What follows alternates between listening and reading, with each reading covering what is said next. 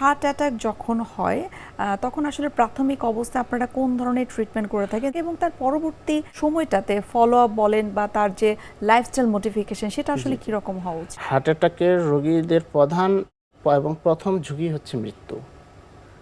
প্রতি সেকেন্ডে তার মৃত্যুর ঝুঁকি বেড়ে যায়, প্রতি সেকেন্ডে সে মৃত্যুর দিকে ধাবিত হয়।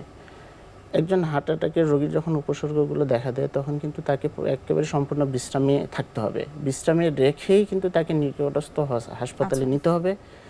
আমরা প্রাথমিক পর্যায়ে যে চিকিৎসাটা দিই, অ্যাসপিরিন, ক্লোপিডোগ্রাল এবং স্টেটিন জাতীয় ওষুধ লোডিং ডোজ খাওয়ানো হয়, প্রয়োজন হলে অক্সিজেন দেওয়া হয়। এরপরে আমি এর আগে যে চিকিৎসার কথা বললাম, ইনজেকশন, জীবন রক্ষাকারী ইনজেকশন, সেটা দেওয়া হয়। একবার হার্ট অ্যাটাক হয়ে গেলে তার ঝুঁকি থেকেই যায়, তাকে সারা জীবন কার্ডিয়াক ওষুধ খেতে হয়। পরবর্তীতে যেহেতু তার হার্টের মাংসপেশি দুর্বল হওয়ার জন্য হার্ট ফেইলিওর, এরিথমিয়া, এরপরে কার্ডিওজেনিক শক বলি আমরা, এগুলোর কিন্তু ঝুঁকি বেড়ে যায় এবং যে কোনো সময় হচ্ছে কার্ডিয়াক অ্যারেস্ট হয়ে মৃত্যুবরণ করার ঝুঁকি থাকে।